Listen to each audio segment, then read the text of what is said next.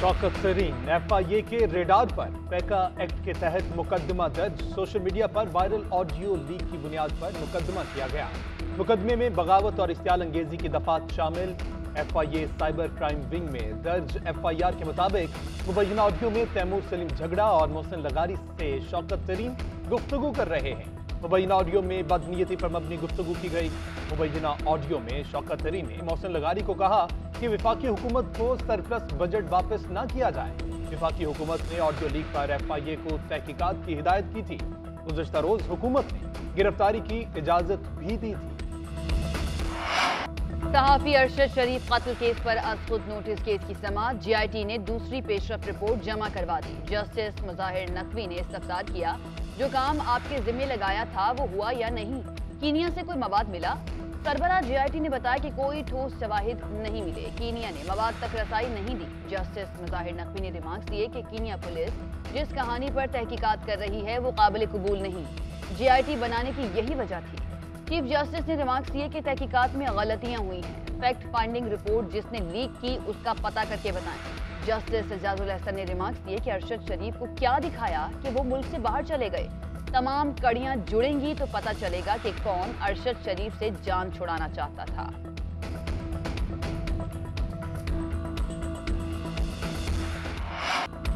बस कुछ घंटे का इंतजार, फिर होगी चौको छक्कों की बहार। पाकिस्तान सुपर लीग का आज से आगाज।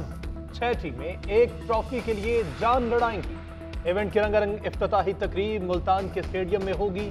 2 बजे से तमाशाइयों के लिए स्टेडियम के दरवाजे खोल दिए जाएंगे। तकरीब का आगाज शाम 6 बजे होगा। इफ्तिताही तकरीब में मौसीकी का तड़का लगेगा। ताहिर अली बग्गा, आयमा बेग, आसिम अजहर, शहगिल समेत दीगर परफॉर्म करेंगे। आतिशबाजी का भी शानदार मुजाहरा होगा। कलंदर्स बाजी मारेंगे या सुल्तान्स पिछले फाइनल का बदला चुकाएंगे? PSL के पहले मैच में लाहौर और मुल्तान की टीमें आमने सामने आएंगी। मोहम्मद रिजवान का सामना शाहीन आफरीदी से होगा। दोनों कप्तान इवेंट में फातिहाना आगाज करने के लिए पुरज़्म। Star fast bowler Shaheen Shah Afridi का कहना है कि रिजवान को जल्द आउट करने की कोशिश करेंगे। रिजवान ने कहा, जो बहादुरी से खेलेगा वही जीतेगा। लाहौर कलंदर्स का पुलिस शहदा को खराज अकीदत। शहदा के बच्चों को मैच देखने के लिए मदऊ कर लिया। इमरान खान एनक्लोजर में बिठाया जाएगा।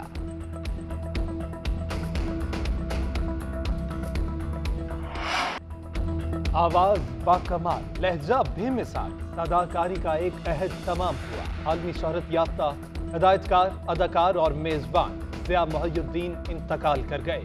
उनकी उम्र 91 बरस थी। ज़िया मोहिउद्दीन 20 जून 1931 को फैसलाबाद में पैदा हुए। रेडियो ऑस्ट्रेलिया से सदाकारी के काम का आगाज किया। बरतानवी सिनेमा और हॉलीवुड में भी फन के जौहर दिखाए। लॉरेंस ऑफ अरेबिया में लाजवाल किरदार अदा किया। कई प्रोग्राम्स की मेजबानी भी की। 2004 में ज़िया मोहिउद्दीन ने national academy of performing arts की बुनियाद रखी। जिंदगी के आखिरी लम्हात तक उसके सरबराह रहे। फनी खिदमात के एतराफ में उन्हें सितारा इम्तियाज और हिलाल इम्तियाज से नवाजा गया। इमरान खान की हर्जा सराई कौम को मायूस कर रही है। उसकी सियासत झूठ पर मबनी है जो आए रोज बेनकाब हो रही है। वज़ीर आज़म शहबाज शरीफ का कहना है, इमरान खान की एक ही मुस्तकिल मजाजी है कि वो दोबारा इक़्तिदार में आने के लिए बेचैन है, चाहे उसके लिए एक तवील अरसे तक मुल्क को अदम इस्तेहकाम की तरफ धकेल दिया जाए।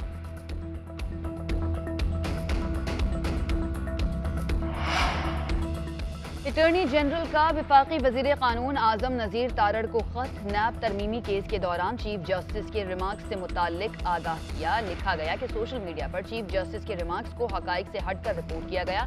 बाज़ अरकान पार्लियामेंट ने चीफ जस्टिस के रिमार्क्स पर तबसरे किए।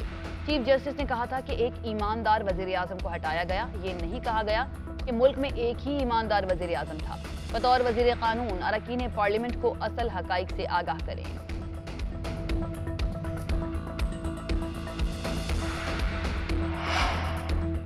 तहरीक इंसाफ का मजीद 70 इस्तीफों की मंजूरी कलअदम कराने के लिए अदालत जाने का फैसला। ज़राए के मुताबिक पिटीशन तैयार कर ली गई। आइंदा 2 रोज के दौरान दायर की जाएगी।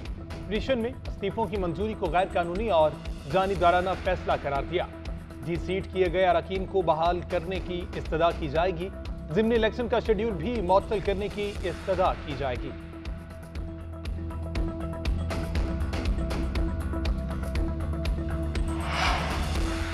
पंजाब में 90 रोज में इलेक्शन कराने का अदालती फैसला। चीफ इलेक्शन कमिश्नर की जेर सदारत अहम इजलास। लाहौर हाईकोर्ट के फैसले का जायजा। इलेक्शन कमीशन ने अदालती हुक्म की रोशनी में गवर्नर पंजाब को इलेक्शन की तारीख देने की दरख्वास्त कर दी। कल मुलाकात के लिए वक्त भी मांग लिया। उधर इलेक्शन की तारीख न देने पर लाहौर हाईकोर्ट में तौहीन अदालत की दरख्वास्त दायर। Governor Punjab, chief election commissioner, चारों अरकान और सेक्रेटरी इलेक्शन कमीशन को फरीक बनाया गया है। फैसल चौधरी कहते हैं कि गवर्नर पंजाब आइन शिकनी के मुर्तकिब हो रहे हैं। उन पर आर्टिकल 6 लगता है, उन पर तौहीन अदालत भी लग सकती है।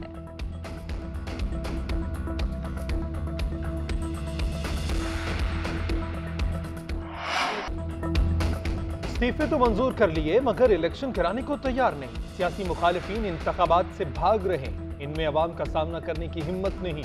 हाईकोर्ट के फैसले के बाद भी शेड्यूल जारी नहीं किया गया। वक्त पर इंतखाबात नहीं कराए तो आइन की खिलाफ वर्जी होगी।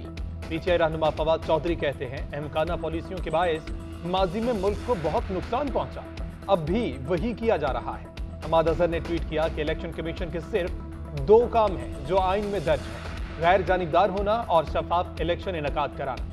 आज ये इदारा ना तो गैर जानिबदार है और इसकी सारी कुव्वत इलेक्शन ना करवाने में लगी है। अब देखते हैं तौहीन अदालत से बचाने इन्हें कौन आता है। महकमा खुराक पंजाब और फ्लावर मिल्स एसोसिएशन में तनाज़ा। फ्लावर मिल्स एसोसिएशन का कल से सरकारी आटे की सप्लाई बंद करने का ऐलान। चेयरमैन फ्लावर मिल्स एसोसिएशन का कहना है कि सेक्रेटरी फूड के गैर कानूनी इक़दाम के खिलाफ हड़ताल पर मजबूर हैं। इन्होंने खिलाफ कानून 14 फ्लावर मिल्स को सील किया। महकमा खुराक फौजदारी मुकदमा दर्ज करवा रहा है। जायज़ मुतालबात मानने तक हड़ताल जारी रहेगी। सेक्रेटरी खुराक जमान बट्टू कहते हैं कोई फ्लावर मिल मुकद्दस गाय नहीं, जो भी सरकारी गंदुम बेचेगा उसके खिलाफ एक्शन होगा। पंजाब में आटे की सप्लाई मुतासिर नहीं होने देंगे।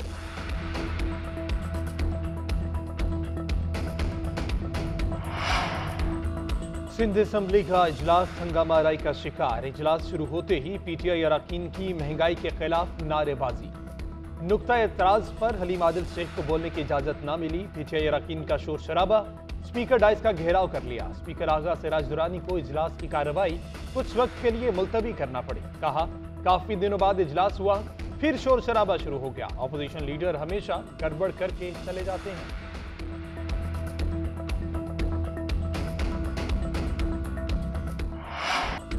पाकिस्तान और IMF के दरमियान वर्चुअल मुज़ाकरात आज। बैरूनी कर्जों और ज़र मुबादला के ज़खायर पर बात होगी। पाकिस्तानी हुकाम पेशरफ रिपोर्ट से आगाह करेंगे। टैक्सों के नफाज के लिए मिनी बजट के मामला तय होंगे। मिनी बजट में 170 अरब रुपए के नए टैक्स लगाए जाएंगे। विफाकी काबीना ने बिजली की कीमत बढ़ाने और सब्सिडी खत्म करने का प्लान मंजूर कर लिया। अगले माह से बरामदी शोबे और किसानों के लिए बिजली पर सब्सिडी खत्म होगी। घरेलू सार्फिन के लिए भी बिजली 7 रुपए फी यूनिट महंगी होगी। सर्कुलर डेट मैनेजमेंट प्लान की भी मंजूरी दे दी गई। मुआहिदा वाशिंगटन हेडक्वार्टर्स की मंजूरी से मशरूत है।